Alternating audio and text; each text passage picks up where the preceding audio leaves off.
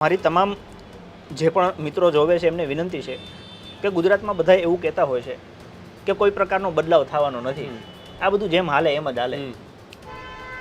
આ બધી વિચારમાં, આ માનસિકતામાં મને અંદરથી એક એવો ભરોસો અને વિશ્વાસ અંદરથી જાગ્યો છે કે ના, જો આપણે મહેનત કરીએ ને તો આ સિસ્ટમને સુધારી શકીએ.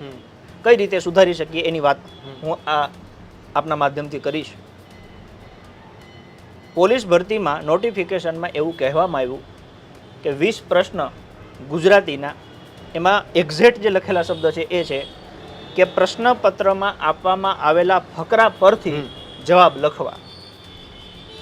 ભરતી બોર્ડના અધ્યક્ષ હતા હસમુખભાઈ પટેલ સાહેબ, એમને યુટ્યુબમાં પોતાની ચેનલ ઉપર વિડીયો બનાવી અને એવું કહ્યું કે ભરતી બોર્ડના અભ્યાસક્રમને ડિક્લેર કર્યા પછી વિદ્યાર્થીઓના મનમાં કેટલાક પ્રશ્નો છે, એ પ્રશ્નોનું સમાધાન હું આ માધ્યમથી આપવા માગું છું. મતલબ કે એટલું તો નક્કી જ હતું કે વિદ્યાર્થીઓના પ્રશ્નો હતા અને હસમુખભાઈ જાણતા હતા. એમને કીધું કે એક ફકરો આપ્યો છે, એ ફકરો વાંચવાનો, સમજવાનો અને પછી તમારે જવાબ લખવાનો. પછી વચ્ચે અધ્યક્ષની બદલી થઈ ગઈ, એ જીપીએસસીમાં વયા ગયા અને નિર્જા ગોટરુ સાહેબ એમને ભરતી બોર્ડના અધ્યક્ષ બનાવ્યા.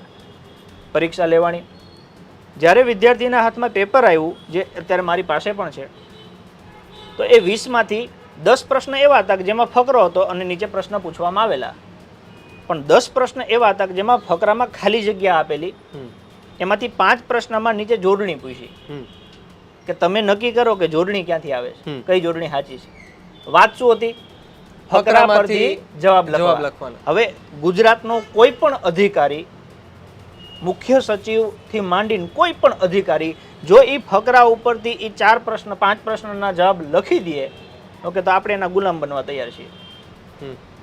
બીજી 5 પ્રશ્નમાં ખાલી જગ્યા આપી કે આમાં શું આવે. હવે એક એક પ્રશ્નનો જવાબ ફકરા ઉપરથી નક્કી થતો નથી. તમે એ વસ્તુને સમજો, ઓકે, એ આખું ભાષા વૈભવ છે, ભાષા શૈલીનો ગુજરાતીનો પ્રશ્ન થઈ જાય, એ ફકરા ઉપરથી જવાબ નથી. આપણે એમ કહીએ કે ભાઈ એટલું તો આવડતું હોવું જોઈએ ને. સાહેબ, કોન્સ્ટેબલની પરીક્ષાનો સિલેબસ અને આઈપીએસની પરીક્ષાનો સિલેબસ બે હરખા હોય ના હોય? તો પછી તમે આઈપીએસ લેવલના પ્રશ્નો કોન્સ્ટેબલને શું લેવા પૂછો છો? યુપીએસસીના પ્રશ્ન તમે બેઠે બેઠા કોન્સ્ટેબલના છોકરાને આપી દો ને તમે એવી અપેક્ષા રાખો કે તમને આ આવડતા હોવા જોઈએ તો જ અમારે કોન્સ્ટેબલ જોઈએ.